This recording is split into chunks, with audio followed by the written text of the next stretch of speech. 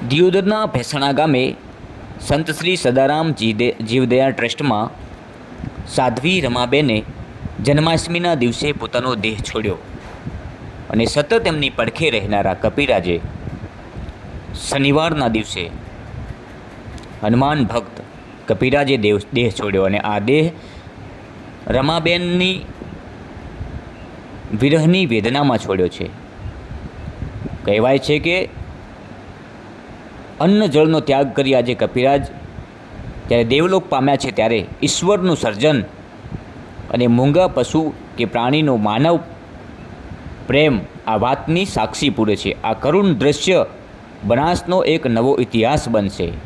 એક માનવ જ એવો છે જે સ્વાર્થ માટે સંબંધ બાંધે છે, પરંતુ આજે આ મૂંગા જાનવરનો કરુણ પ્રેમ દુનિયાને સમક્ષ સીધો દેખાઈ રહ્યો છે.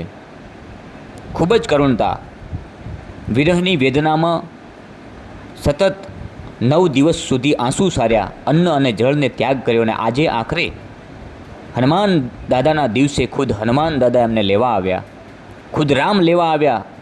સાક્ષાત હનુમાનના સ્વરૂપે આજે કપિરાજે પોતાનો દેહ છોડ્યો છે.